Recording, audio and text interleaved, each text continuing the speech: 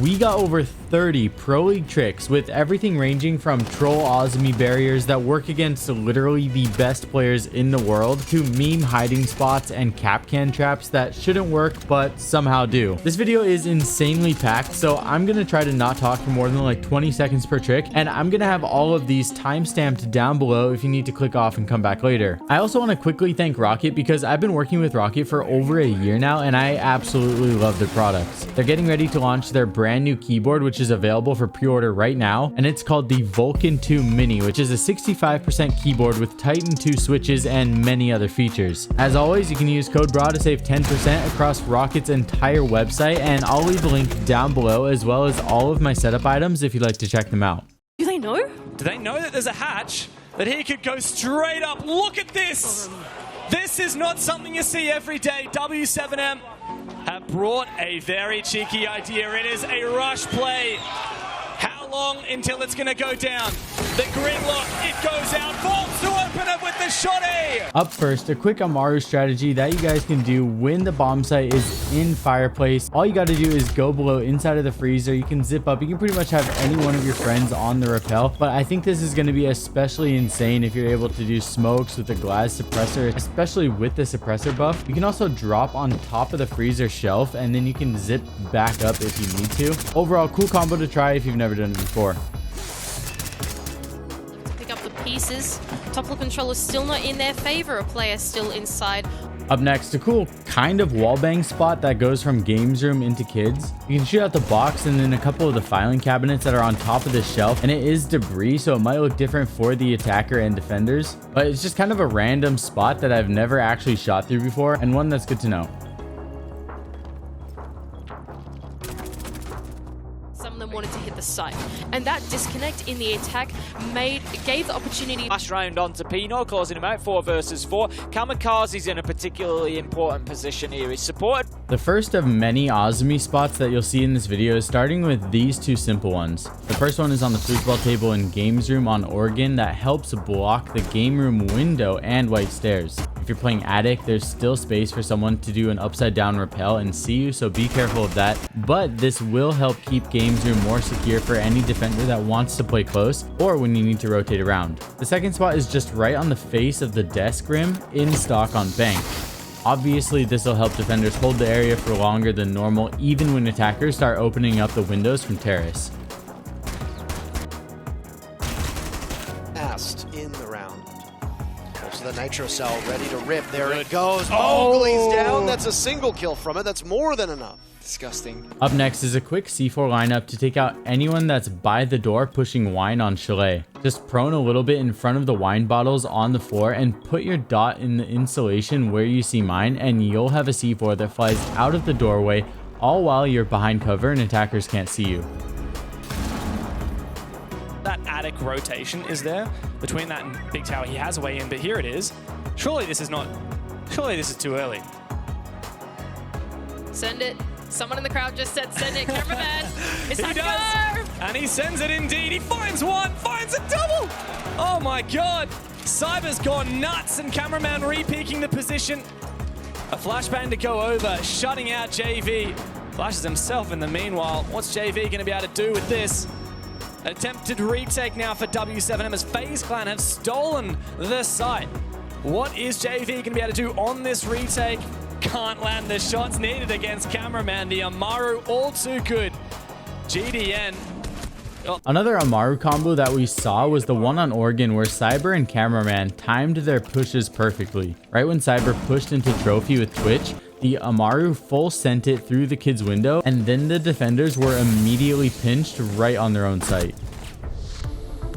Set up wonderfully here. They've got the square skylight wall open. They've got control of the windows. They've got the smoke canisters out. It's time for that final execute. Kamikaze to get... Super long angle on bank for when attackers are pushing from top square. You start at front desk and go through 2 desks and 2 walls for an angle that goes into the back of the CEO office. You're going to need a shotgun to set this up in the most efficient way, but once it's set up, you're going to be making attackers slam their desk.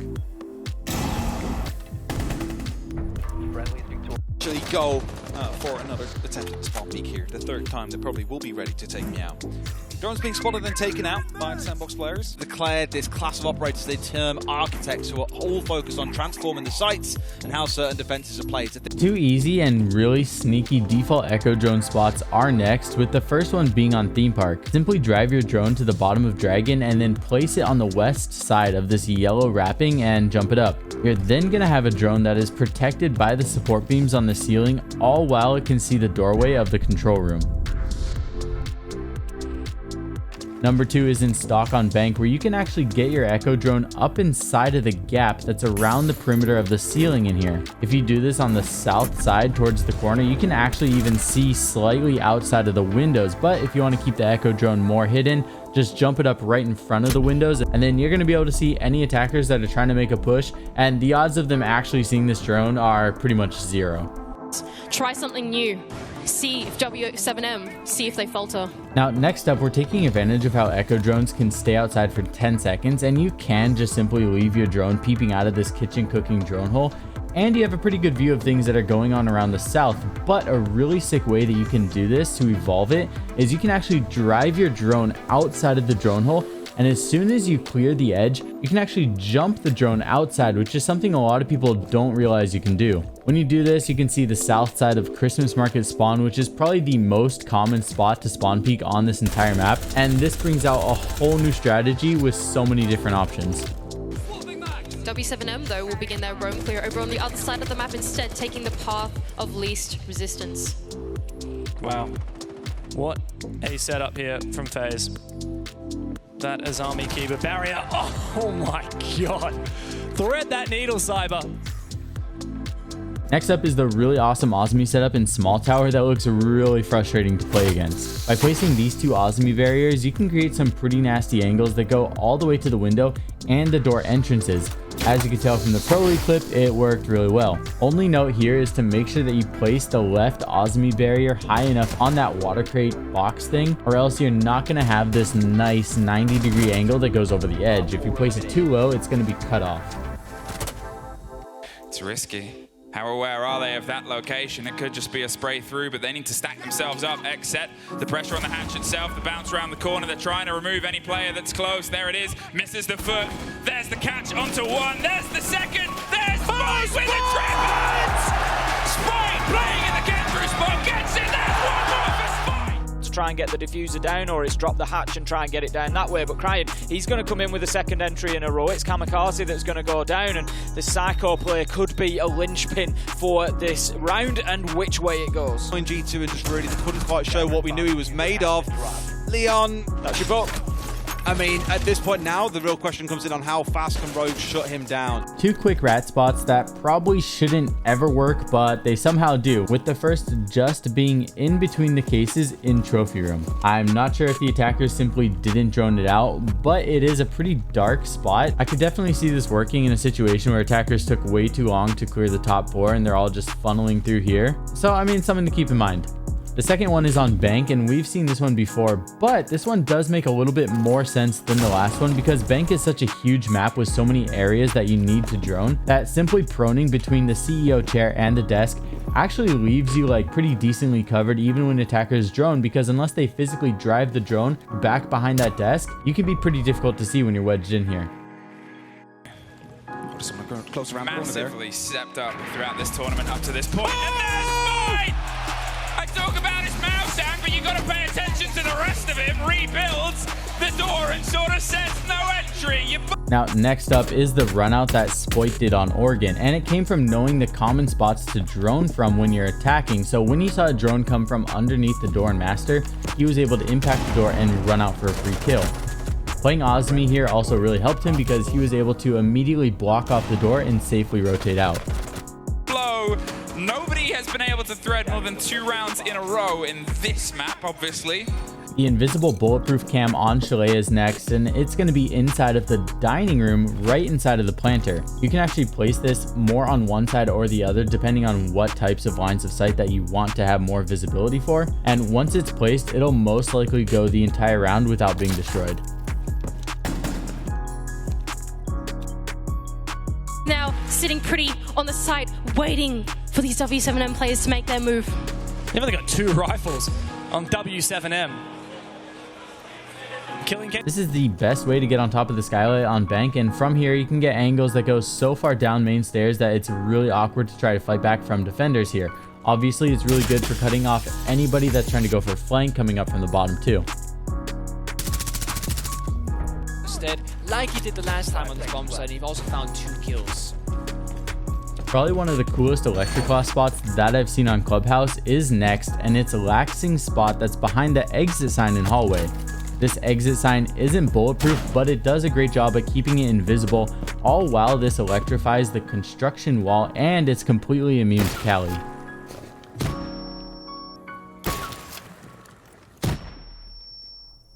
Now, you might lose it out still. You do not want to give them any 1v1s. This grenade takes that ride. Up next is a good go-to nade to throw from below when defenders are in office. Most of the time I see this being used to hit the half wall, but in this case there was a defender by the desk who was low on HP, and this nade was even able to reach all the way over there.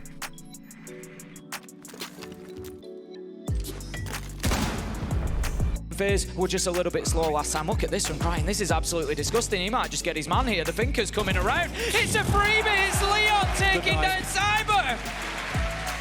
Free. It was. Brian was on the top floor challenge. Leon went from underneath, I think. They doubled down on. The double spawn peek on Skyscraper is next, and this one is really big brain because if just one person spawn peeks out of VIP, then it's nothing new. But when you are able to combo this with a friend and then have them stand below looking out of the window in lobby, and then an attacker runs out of the spawn, then it's a completely different challenge. The attacker is only going to be able to check one of these at a time, and while the whole time there's 2 guns pointed at him. All of that plus when an attacker ADSs on one of these spots, a lot of times the casing of the sight or scope is going to block the other spot from view. So if an attacker comes running out of here, then they are just straight up most likely dead. And a second, Leon continues to step up for the EU side. Tell you what, this interview could be something special. A C4 comes over, but it's a double run out. Deeped gets 2. Cameraman and Astro 4, by the way. Another combo that Rogue did that was awesome to watch was the C4 runout combo, where they had one person throw a C4 out of the hard breach that just got opened, and then at the same time they had somebody run out to shoot them while they had all their focus on the C4. This could potentially work solo depending on the area and map, but using this with a combo as a teammate seems so strong. I'm looking forward to trying it more this season. The champions are the ones who can react to that. The ones who can get back on top of it, and the ones who can find that energy. And finding energy right now is Spoit with a huge headshot onto Citizen to start off the defense for Rogue. The Spoit spawn peek on Club is next, and this one goes right to the top of ladder when attackers climb onto the structure from the construction spawn. You can keep your reticle slightly to the right of the telephone pole, and that's right where attackers' heads are going to be when they climb to the top of the ladder. Game here from the side of Xset. It's a team that can use multiple. What's the theory? Deplec plus a drone equals death. Well, look at that. There's a C4. There's the catch. It gets him! The signs are true. Give the man an echo drone. And Rogue was definitely the masters of different combos this tourney, because this one is yet again another one, but this time it's an outside echo drone in C4. Now, in the early stages of the round, they were driving echo drones outside to check to see where attackers were droning from before they enter the building. And once the call out was made, they were simply able to run out and throw a C4 to the spot and kill the attackers while they were seemingly in a safe spot. Rogue did so many cool combos, it was honestly just sick to watch. They have a way in on the site. The Elevate players surrounding the bomb site adjacent, but Volbs, he can take down Sapper. W7M now up in the man advantage. The vertical game is so potent on this site. Does he see the player? Up next is the easy soft breach angle in break room on border. This angle has potential to go to workshop, main lobby, and even the hall by bathroom. It's one that's really easy to do, but not many people are expecting, because a lot of times people forget that there's these gaps towards the top of the walls on border. And now that is only being popped open. Virtue, hello, he goes for 1, goes for 2, rebuilds the wall, there's a 3rd! He doesn't get the 4th, the final player on the far side. they're howling into the background there. He saw the wall open. He's like, do I dig in or do I just run at it? He's like, you know what? Let me just run at it with a shotgun there. Finds two. This one was awesome to watch because if you time it right, you can actually run up to a breach right as it detonates to avoid the damage and then go prone. If attackers push in as soon as it detonates, then there's lots of free kill potential. And if they just open it up and then stay back, the vision is slightly blurry, but you'll still have a good shot at getting the pick. Not recommending this if you want to 100% stay alive, but if you like YOLO plays or like running through breaches when they detonate from attackers, then this is for you. If they lose this round, Wolves definitively win the first round. Leaves Oxygen to try and salvage over the second round, but that is obviously not the start that OXG wanted. Newer's has already taken a ton of damage as we now hit the halfway point of the round. Yeah, not just... Yep. Oh my... That is a disgusting angle, by the way, from Rise. I mean, Vert had no idea that was going to happen because it's a one-way angle. Coming to a ranked game near you, baby! Oh, yeah. Up next is the angle that goes from weight room hatch all the way to the stairs on Clubhouse, and I know I've covered this one in the past, but it's just really cool to see it being used at the highest levels, so consider this just a quick recap. Towards archives and tell us it's going to be quoted that he's doing that this time, but as you can see, Exet, they're a step ahead. This next one is a useful did you know, where did you know that you can still technically one-hit melee barricades and then vault in. You're going to need to have a melee that takes out 3 panels in order for this to work. Once you get used to hitting a barricade and having 3 panels pop out, you can either one-shot any of the panels on the right with the DMR or put a couple bullets. As long as you pop one of the 3 panels, then you'll get the vault prompt. So give it a couple practice attempts and you'll be flying through barricades yet again. Others are offside as well. No one directly stopping anybody from jumping in, but Miracle, of course, in the pantry side of things. SDK ready to go for a jump out here. He's watching the camera. There comes the impact. He runs for it. He's on his way to Claymore. We'll finish him off. FaZe with the entry kill. It's the evolution. You do the run out on the door, there's a Claymore. Some people started to do it from the wall. There's a Claymore. Ever since you're... Up next is a smart Claymore that is placed on the garage wall instead of the door. It looks like it could even be a 5000 IQ play here because he did rappel up right next to that drone hole, so he could potentially be baiting the defender here for that sound cue. I don't know 100% if that's what happened or not, but regardless, really good play. Yokais can be clutch in a pinch. Saba holding this long line of sight onto East. There's just a pixel, a tiny pixel onto Hertz.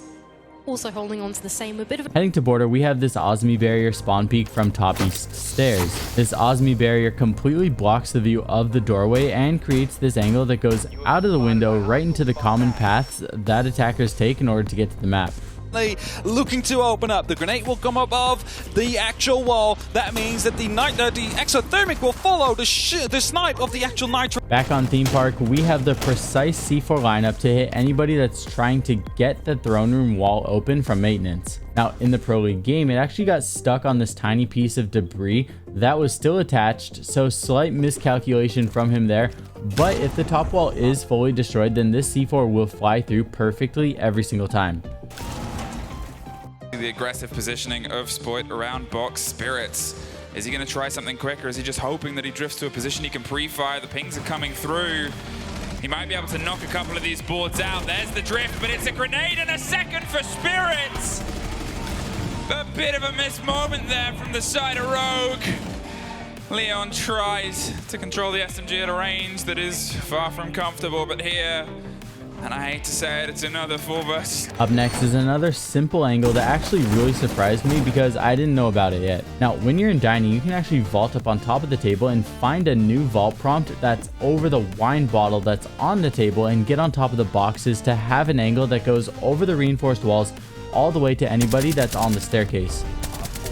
Well, all that together in combo makes for a terrifying operator. You take that offline, damage stays permanent onto those attackers. Another simple trick that I somehow didn't know about yet is how the purple lights inside of Karaoke act semi like a transparent Sens screen, but only purple. Now, knowing this, you can actually just throw your drone up here and keep it there in one of the most common bomb sites pretty much the entire round because it's so insanely difficult to see no matter what you do. You can literally drive your drone around the entire room to see any corner you want.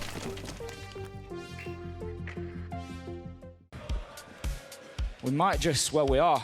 See a winner here and now. Out goes the Echo drone, maybe one last time just to catch those players up on the top of the roof so they push potentially back in towards site, can hold long angles all the way through to stage as well. Now then, how about this from Deepak? Manages to find Doki in behind the van, but if anybody can get there quickly enough, Crying looks like he could be on his way here. There we go, Doki's actually going to get away with that, but the garage wall was soft behind him and Crying was desperately dashing to try and make it down there to put a challenge in through the wall. This is horrible. Look at it. Like, I've seen hopping up through hatches before, but I've never... We have two more outside Echo drone jumps here, with the first being in Strip. You can drive your drone outside and jump up to get views across pretty much the entire rooftop of Clubhouse, which is insane because you can see repellers on the hot tub balcony all the way to anybody that might be droning on top of the garage roof. The second spot is one that used to be used through the hatch and then they simply jump their drone up through it. But this is a better way to do it because then you'll stay incognito for much longer. The map, doesn't it? Ultimately, if Souls is going to be coming in and putting those sorts of numbers up, they're playing for trades and just locking this map down. Very difficult for Rogue to move anywhere inside of the walls at the minute. Let's see how this pass for Intel's site goes this time around. We've spoken about this so much already throughout the map, and hopefully this time around they're a little bit more conscious of the Kapkan. Remember us throughout the stage seeing it a couple of times, and in fact Rogue were the exact team that I think back in stage 1 were the first team to die to one of those. They had 2 players. Up next is a complete setup for Kapkan with all 5 traps being used on border, and I didn't get to see the 5th trap placement inside of the game, so the last one is just my personal favorite spot in Break Room. All of these either have objects around the gadget itself to help blend in, or they're right up against a wall that makes it seem like a spot that isn't really likely to have one. Kapkan is such a good operator right now. I'm actually really surprised that more people don't complain about him, and he's especially good on border.